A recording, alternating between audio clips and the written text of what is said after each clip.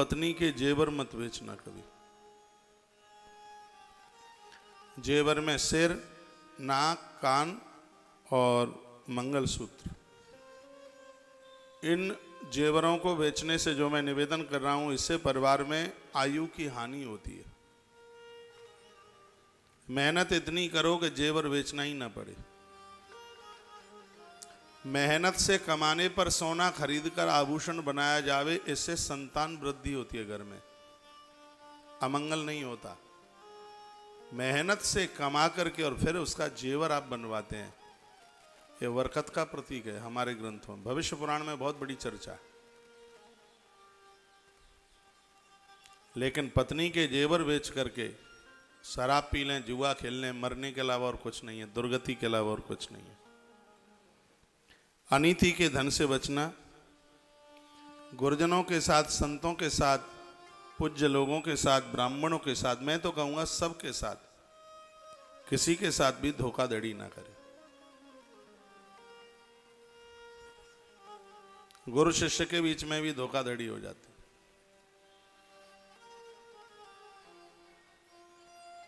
आजकल लोग गुरु बनाने में लगे हैं।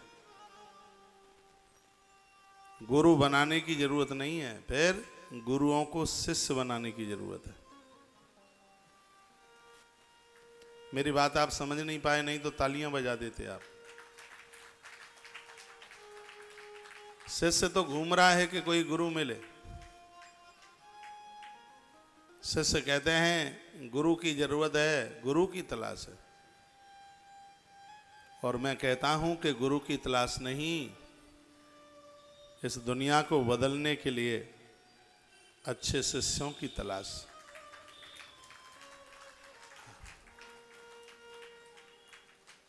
तुम्हारी दुकान पर खरीदने वालों की भीड़ लगे, कोई महत्व नहीं रखता। तुम कितनों को बढ़िया से बढ़िया माल दे सकते हो, ये महत्व रखता है। हाँ। ऐसे भी दुकानदार हैं, उनके चुनिंदा खरीदने वाले लोग हैं और उनसे ही उनका बहुत बड़ा व्यापार चल रहा है। ये धरती पर भी ऐसे कुछ लोग होंगे, गुरु के पास शिष्य लोग ऐसे होंगे, उनके द्वारा सनातन संस्कृति बहुत प्रगति पर होगी। इसलिए गुरुजनों को अच्छे शिष्यों की तलाश में रहना चाहिए। अच्छे शिष्य, गुरु से धोखाधड़ी ना हो तो शिष्यों के साथ भी धोखाधड़ी ना हो। गुरु मनुष्य को अच्छे बुरे का ज्ञान देते हैं। गुरु को पिता के समान मानना चाहिए। गुरु के साथ कभी भी कपट, धोखाधड़ी भूल करके भी ना करें। ऐसा करना सबसे बड़ा पाप है। गुरुजनों के साथ धोखाधड़ी करने वालों को पाप से मुक्ति नहीं मिलती। बात समझ में आ रही है? तो उनके साथ कुछ ऐसा ना किया जावे, वो बड़ा विश्वास करते हैं।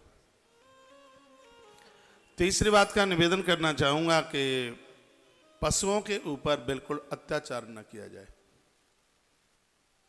कलयुग में दान महिमा तो मैं आपको सुना ही रहा हूं, लेकिन दान का अर्थ तो यह है कि देते देते देवता बन जाए। तो जब कोई देव में बन जाता है तो उसके अंदर ये कमजोरियां नहीं रहती। वो अनीति का धन नहीं कमाता, किसी के साथ धोखाधड़ी नहीं करता और पापों से वो घृणा करता है।